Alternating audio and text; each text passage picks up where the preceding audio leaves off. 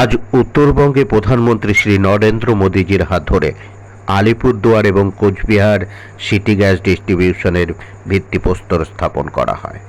এর আগেই তিনি জানিয়ে রেখেছিলেন যে এই গ্যাস ব্যবহার করে কি কি হতে পারে, তার বক্তব্য তিনি এখানে আরও একবার রিলে করে দেখানো হয়। घर में रखते थे कि गैस सिलेंडर तो हमें 2-3 महीना के बाद ट्रांसपोर्ट करने की मजबूरी कम होगी। ये चीजें कम कीमत में आप लोगों को। জনসভা মঞ্চে উপস্থিত নরেন্দ্র মোদীজিকে স্বাগত জানান এই রাজ্যের বিজেপির দুই তাবড় নেতা সুকান্ত মজুমদার ও শুভেন্দু অধিকারী মহাশয়। बंगाल के लड़ाकू नेता और पश्चिम बंगाल विधानसभा के विरोधी दल के नेता सम्मान्य शुभेंदु अधिकारी जी को, हमारे आदरणीय प्रधानमंत्री जी को सम्मान करने के लिए आह्वान करता हूं। এরপরেই রাজ্যের বিরোধী দলনেতা শুভেন্দু অধিকারী এবং সুকান্ত মজুমদার দুজনেই বক্তব্য রাখেন। আমি সম্মানিত মঞ্চ সকলকে যথাযথ শ্রদ্ধা জানাই। মাননীয় প্রধানমন্ত্রীর কথা শোনার জন্য এসেছি আমরা। আমি শুধু আপনাদের কাছে আবেদন করব, এই উত্তরবঙ্গ সহ গোটা পশ্চিমবঙ্গকে গত 14 বছর ধরে যারা লুট করেছে, যারা দুর্নীতি করেনি এমন কোনো জায়গা নেই, যারা পশ্চিমবঙ্গে তোষণের রাজনীতি ভয়ঙ্কর ভাবে করছে, এই ভ্রষ্টাচারী তৃণমূল কংগ্রেস, হিন্দু বিরোধী তৃণমূল কংগ্রেস সরকারকে আগামী কয়েক মাস ধরে বিধানসভা ভোটে আমাদের ছুঁড়ে ফেলে দিয়ে পশ্চিমবঙ্গে নরেন্দ্র মোদীজির আশীর্বাদ বর্ণ একটি রাষ্ট্রবাদী সরকার তৈরি করার শপথ এই পরিবর্তন সংকল্প র্যালি থেকে নিতে হবে। কিছুদিন আগে মুর্শিদাবাদে গেছিলাম, আমি গেছিলাম, আমাদের বিরোধী দলনেতা গেছিলেন, আমাদের অন্যান্য নেতৃত্ব গেছিলেন। একটার পর একটা বাড়ি দেখেছি আমরা, পুড়িয়ে দেওয়া হয়েছে, ভেঙে দেওয়া হয়েছে। দোষ কি ছিল? যারা পেহেলগাঁওতে মারা গেছিল তাদেরও একটাই দোষ, আর মুর্শিদাবাদে যাদের বাড়ি ঘর ভেঙে দেওয়া হয়েছিল তারা পালিয়েছিল, একটাই দোষ, তারা মাথায় সিঁদুর পরেন মহিলারা, গলায় কাঠের মালা রাখেন, গলায় মঙ্গলসূত্র রাখেন। তাই কাশ্মীর আর মুর্শিদাবাদ এক হয়ে গেছে। এই শক্তির বিরুদ্ধে আমাদের সকলকে গর্জে উঠতে হবে, লড়াই করতে হবে, আর সেই লড়াই নরেন্দ্র মোদীর নেতৃত্ব হবে। 26 আমরা মমতা বন্দ্যোপাধ্যায়ের এই জিহাদি সরকারকে উৎখাত করে বঙ্গোপসাগরে ফেলবো। সেই জন্য সবাই তৈরি হন, 2 হাত মুঠ করে আমার সাথে সংকল্প নিন, ভারতবর্ষের পতাকাকে উপরে তুলে ধরুন আর বলুন ভারত মাতা কি, ভারত মাতা কি, ভারত। এরপরে পশ্চিমবঙ্গবাসীর জন্য মূল্যবান বক্তব্য দেন আমাদের ভারতবর্ষের প্রধানমন্ত্রী নরেন্দ্র মোদী। माता की, भारत माता की जय जोहार, नमस्कार। बोरोरा आमार प्रणाम नेबेन, ছোটরা ভালোবাসা। आप इतनी विशाल संख्या में यहां हमें आशीर्वाद देने आए हैं, मैं हृदय से बंगाल की जनता का अभिनंदन करता हूं। आज एवरेस्ट डे भी है। आज के दिन तेनजिंग नोर्गे जी ने एवरेस्ट पर अपना परचम लहराया था।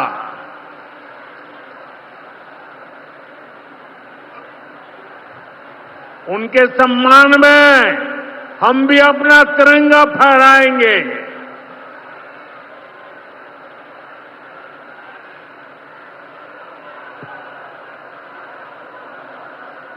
और आज ही महान स्वतंत्रता सेनानी रामानंद चटर्जी की जयंती भी है। ये महान संतानें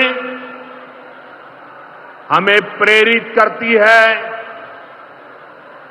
बड़े संकल्पों की सिद्धि के लिए हौसला देती है। साथियों, 21वीं सदी में भारत नए सामर्थ्य के साथ समृद्धि की नई गाथा लिख रहा है। आज देश का हर नागरिक भारत को विकसित राष्ट्र बनाने के लिए जुटा है, दिन रात जुटा है और विकसित भारत बनाने के लिए पश्चिम बंगाल का भी विकसित होना बहुत जरूरी है। और इसलिए पश्चिम बंगाल को भी नई ऊर्जा के साथ जुटना है। बंगाल को फिर उसी भूमिका में आना होगा जो कभी यहां की पहचान थी। इसके लिए जरूरी है कि पश्चिम बंगाल फिर से नॉलेज का, ज्ञान विज्ञान का केंद्र बने। बंगाल मेक इन इंडिया का एक बहुत बड़ा सेंटर बने। बंगाल देश में पोर्ट लेड डेवलपमेंट को गति दे। बंगाल अपनी विरासत पर गर्व करते हुए, उसे संरक्षित करते हुए तेज गति से आगे बढ़े।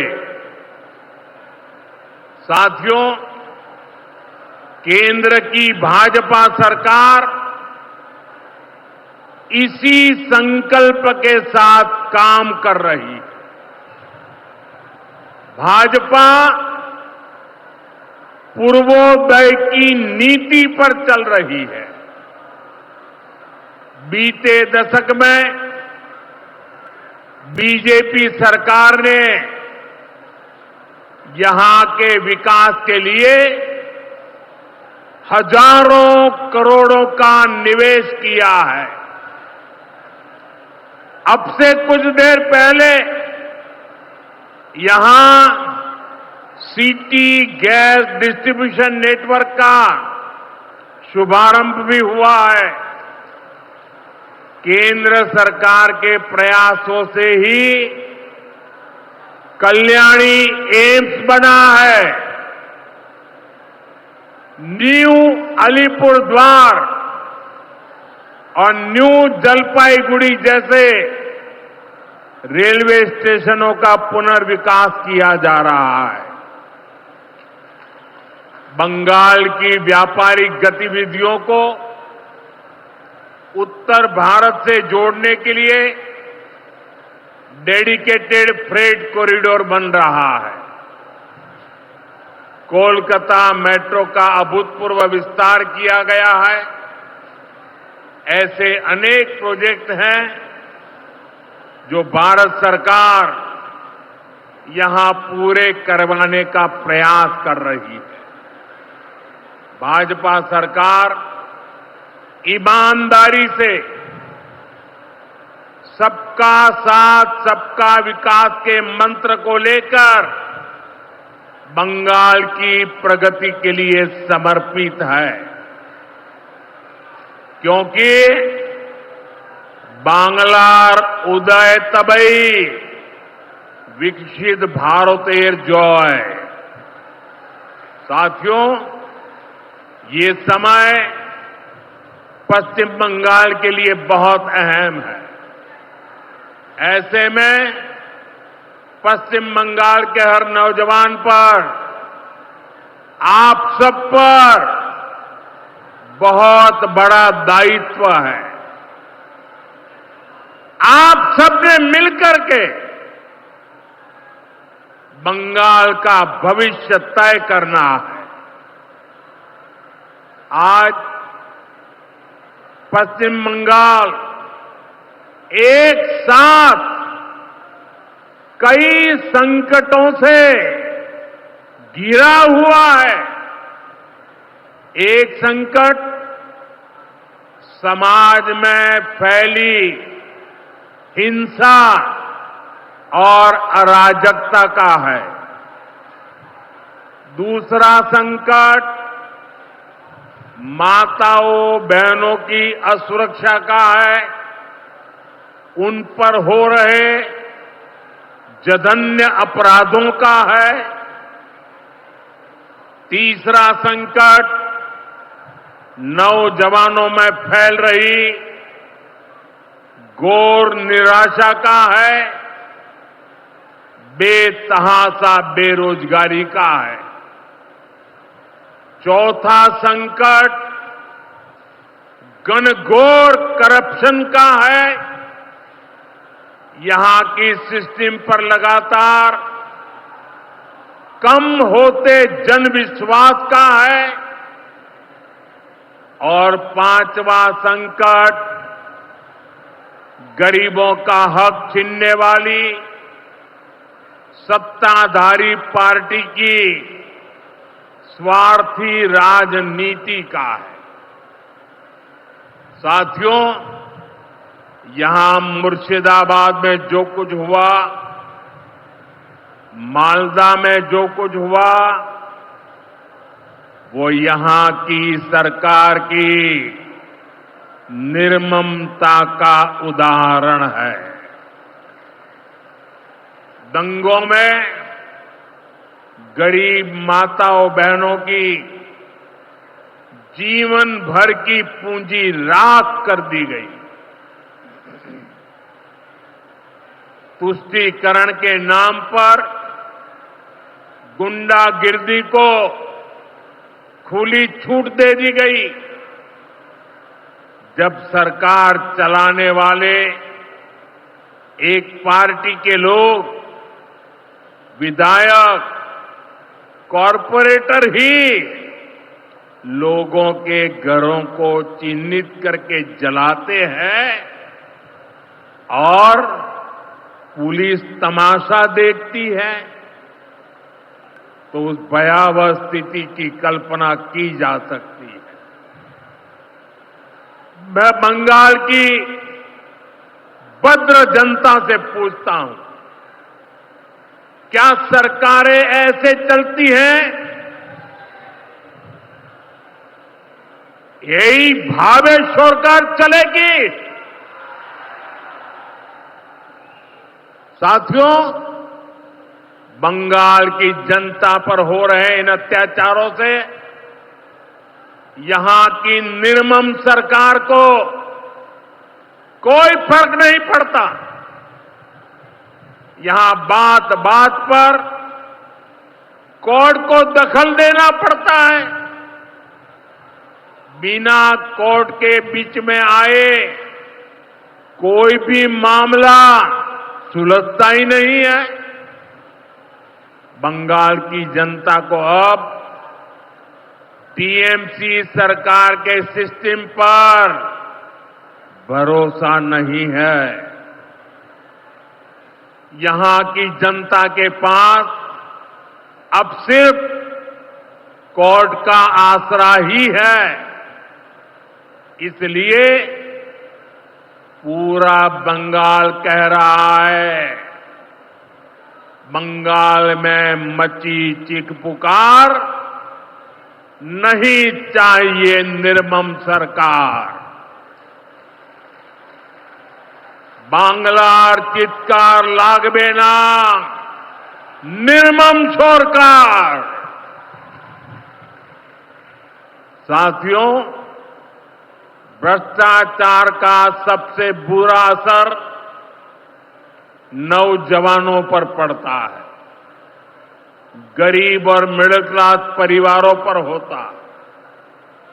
भ्रष्टाचार कैसे चारों तरफ बर्बादी लाता है, ये हमने टीचर भर्ती घोटाले में देखा है। टीएमसी सरकार ने अपने शासनकाल में हजारों टीचर्स का फ्यूचर बर्बाद कर दिया, उनके परिवारों को तबाह कर दिया, उनके बच्चों को असहाय छोड़ दिया।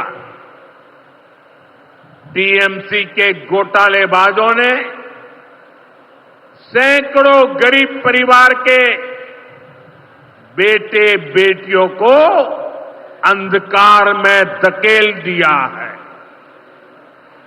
ये सिर्फ कुछ हजार टीचर्स के भविष्य के साथ खिलवाड़ नहीं है, बल्कि पश्चिम बंगाल के पूरे एजुकेशन सिस्टम को बर्बाद किया जा रहा है। टीचर्स के अभाव में लाखों बच्चों का भविष्य दांव पर है। इतना बड़ा पाप टीएमसी के नेताओं ने किया है। हद तो ये है कि ये लोग आज भी अपनी गलती मानने को तैयार नहीं है। उल्टा देश की अदालत को, न्यायपालिका को, कोर्ट को दोषी ठहराते हैं। साथियों, टीएमसी ने चाय बागान में काम करने वाले साथियों को भी नहीं छोड़ा है। यहां सरकार की कुनीतियों के कारण टी गार्डन लगातार बंद होते जा रहे हैं। मजदूरों के हाथ से काम निकलता चला जा रहा है। यहां पीएफ को लेकर जो कुछ भी हुआ वो बहुत शर्मनाक है। ये गरीब मेहनतकश लोगों की कमाई, उस पर डाका डाला जा रहा है। टीएमसी सरकार इसके दोषी लोगों को बचाने की कोशिश कर रही है। और मैं बंगाल के मेरे भाई बहन आपको विश्वास दिलाने आया हूं, भाजपा ये नहीं होने देगी।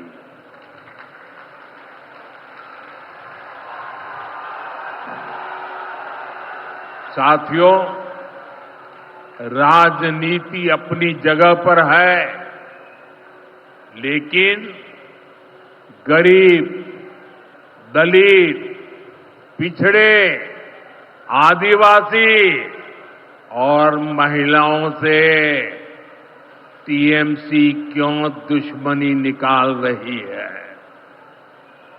पश्चिम बंगाल के गरीब, एससी, एसटी, ओबीसी के लिए जो भी योजनाएं देश में चल रही है, उनमें से बहुत सारी योजनाएं यहां लागू ही नहीं होने दी जा रही है। पूरे देश में करोड़ों लोगों को आयुष्मान योजना के तहत मुफ्त इलाज मिल चुका है, लेकिन मुझे दुख के साथ कहना पड़ रहा है, इसका फायदा पश्चिम बंगाल के मेरे भाई बहनों को नहीं मिल रहा। पश्चिम बंगाल का कोई साथी अगर दिल्ली, बेंगलुरु, चेन्नई गया है, उसको वहां मुफ्त इलाज नहीं मिल पाता है, क्योंकि निर्मम सरकार ने बंगाल के अपने लोगों को आयुष्मान कार्ड देने ही नहीं दिया। आज देश भर में 70 वर्ष से ऊपर के बुजुर्गों को 5 लाख रुपए तक मुफ्त इलाज की सुविधा मिल रही है। मैं तो चाहता हूं कि पश्चिम बंगाल में भी 70 वर्ष से ऊपर के सभी बुजुर्गों को मुफ्त इलाज की सुविधा मिले।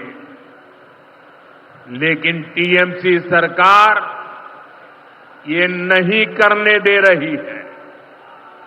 केंद्र की बीजेपी सरकार देश भर में गरीब परिवारों को पक्के घर बनाकर दे रही है, लेकिन पश्चिम बंगाल में लाखों परिवारों का घर नहीं बन पा रहा है, क्योंकि टीएमसी के लोग इसमें भी गरीब के पास से कट और कमीशन की मांग कर रहे हैं। आखिर टीएमसी सरकार आप लोगों को लेकर इतनी निर्मम क्यों है? साथियों, यहां की निर्मम सरकार के जितने उदाहरण दो वो कम है। पश्चिम बंगाल में बहुत बड़ी संख्या में हमारे विश्वकर्मा भाई बहन हैं। ये लोग हाथ के हुनर से अनेक प्रकार के काम करते हैं। इनके लिए पहली बार भाजपा सरकार विश्वकर्मा योजना लाई है। इसके तहत देश के लाखों लोगों को ट्रेनिंग मिली है, पैसा मिला है, नए टूल मिले हैं, आसान ऋण मिला है। लेकिन पश्चिम बंगाल में 8 लाख एप्लीकेशन अभी भी लटकी पड़ी है। निर्मम सरकार उस पर बैठ गई है, क्योंकि टीएमसी सरकार इस योजना को भी लागू नहीं कर रही है। साथियों, टीएमसी सरकार की मेरे आदिवासी भाई बहनों से भी दुश्मनी कुछ कम नहीं है।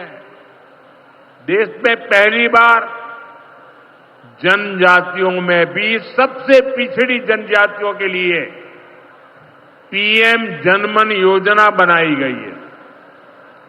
पश्चिम बंगाल में बहुत बड़ा आदिवासी समाज है।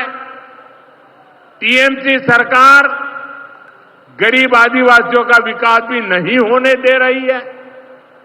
उसने पीएम जनमन योजना को यहां लागू नहीं किया। टीएमसी हमारे आदिवासी समाज को भी वंचित ही रखना चाहती है।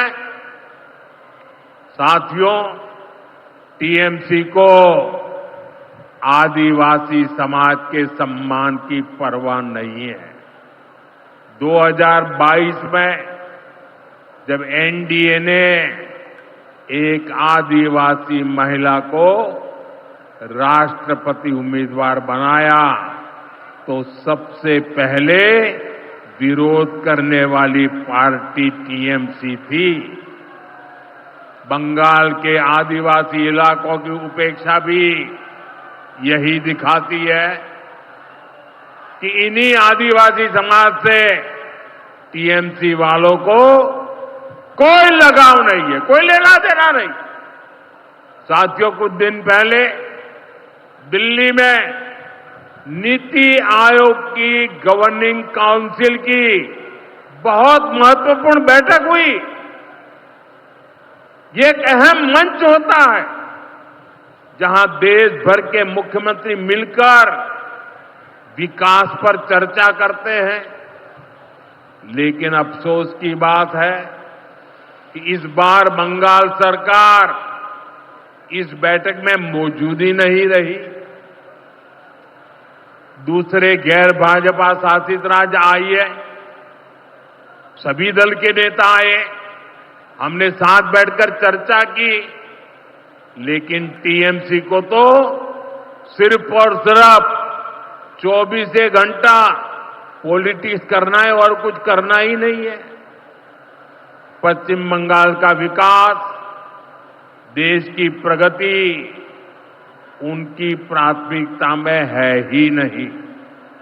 साथियों, केंद्र सरकार की जिन योजनाओं को यहां लागू किया भी गया है, उनको पूरा नहीं किया जा रहा। पीएम ग्राम सड़क योजना के तहत पश्चिम बंगाल के गांवों के लिए 4000 किलोमीटर की सड़कें स्वीकृत की गई। इनको पिछले साल तक पूरा हो जाना था। 4000 किलोमीटर तो छोड़िए, यहां 400 किलोमीटर सड़कें भी नहीं बन पाई है। साथियों, इंफ्रास्ट्रक्चर के काम से सुविधाएं भी बनती है और रोजगार भी बनते हैं, लेकिन हालत ये है कि पश्चिम बंगाल में 16 बड़े इंफ्रास्ट्रक्चर प्रोजेक्ट यहां की सरकार अटकाए हुए है। ये 90,000 करोड़ रुपए से अधिक के प्रोजेक्ट हैं। कहीं रेल लाइन आनी थी, रुकी पड़ी है। कहीं मेट्रो बननी थी, रुकी पड़ी है। कहीं हाईवे बनना था, बंद पड़ा है। कहीं अस्पताल बनना था, कोई पूछने वाला नहीं। ऐसे प्रोजेक्ट्स को ये टीएमसी ने लटका करके रखा है। ये पश्चिम बंगाल के आप लोगों के साथ बहुत बड़ा धोखा है। साथियों, आज जब सिंदूर खेला की इस धरती पर आया हूं, तो आतंकवाद को लेकर भारत के नए संकल्प की चर्चा स्वाभाविक है। 22 अप्रैल को पहलगाम में, जम्मू कश्मीर में आतंकियों ने जो बर्बरता की, उसके बाद पश्चिम बंगाल में भी बहुत गुस्सा था। आपके भीतर जो आक्रोश था, आपका जो गुस्सा था, उसको मैं भली भांति समझता था। आतंकवादियों ने हमारी बहनों का सिंदूर मिटाने का दुस्साहस किया। हमारी सेना ने उनको सिंदूर की शक्ति का एहसास करा दिया।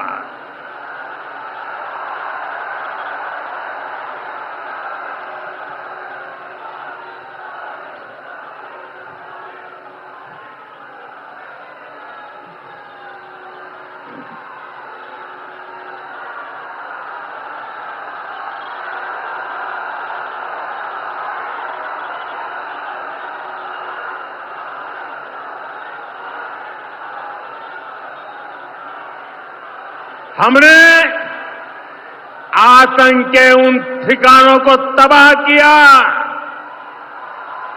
जिनकी पाकिस्तान ने कल्पना तक नहीं की थी।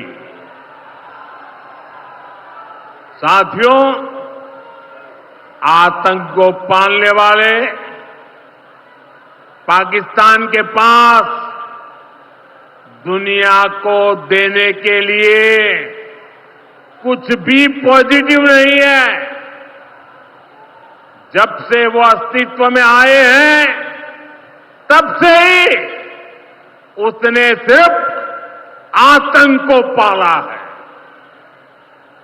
1947 में बंटवारे के बाद से ही उसने भारत पर आतंकी हमला किया।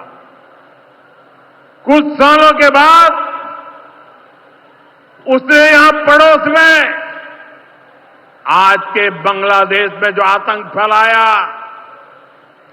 पाकिस्तान की सेनाओं ने जिस प्रकार बांग्लादेश में रेप किए, मर्डर किए, वो कोई भूल नहीं सकता। आतंक और नरसंहार ये पाकिस्तानी सेना की सबसे बड़ी एक्सपर्टाइज है। जब सीधा युद्ध लड़ा जाता है तो उसकी हार तय होती है, उसका पराजय निश्चित होता है, उसको मुंह की खानी पड़ती है। यही कारण है कि पाकिस्तान की सेना आतंकियों का सहारा लेती है। लेकिन पहलगाम हमले के बाद अब भारत ने दुनिया को बता दिया है, भारत अब आतंकी हमला हुआ, भारत पर आतंकी हमला हुआ तो दुश्मन को उसकी बड़ी कीमत चुकानी पड़ेगी।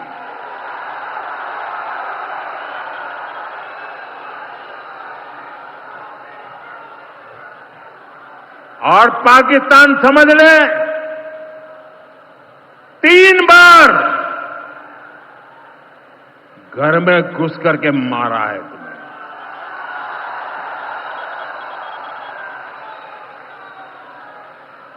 हम शक्ति को पूजने वाले लोग, हम महिषासुर मर्दिनी को पूजते हैं। बंगाल टाइगर की इस धरती से 140 करोड़ भारतीयों का ऐलान है। ऑपरेशन सिंदूर अभी खत्म नहीं हुआ है।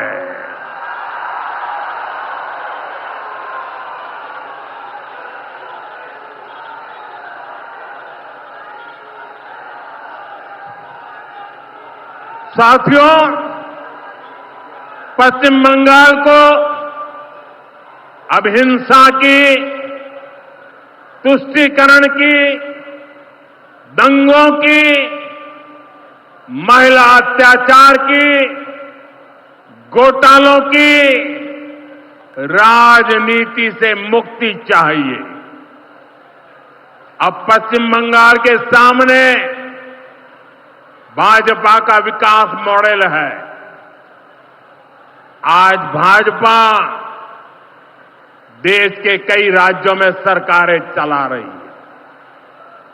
देश के लोग बार बार भाजपा को अवसर दे रहे हैं। पड़ोस में असम हो, त्रिपुरा हो या फिर ओडिशा, यहां भाजपा सरकारें तेजी से विकास कार्यों में जुटी है। मैं बंगाल के सभी भाजपा कार्यकर्ता साथियों से कहूंगा, हमें कमर कसकर तैयार रहना है। हमारे सामने एक बड़ी चुनौती है कि लोकतंत्र पर पश्चिम बंगाल की जनता के विश्वास को फिर से कैसे बहाल करें। हमें पश्चिम बंगाल के हर परिवार को सुरक्षा की, सुशासन की और समृद्धि की गारंटी देनी है। इसके लिए आने वाले दिनों में अपने प्रयासों को हमें और तेज करना होगा। साथियों, विकसित भारत बनाने के लिए पश्चिम बंगाल का तेज विकास बहुत जरूरी है। हमें पश्चिम बंगाल को उसका पुराना गौरव लौटाना है। ये हम सभी मिलकर करेंगे और करके रहेंगे।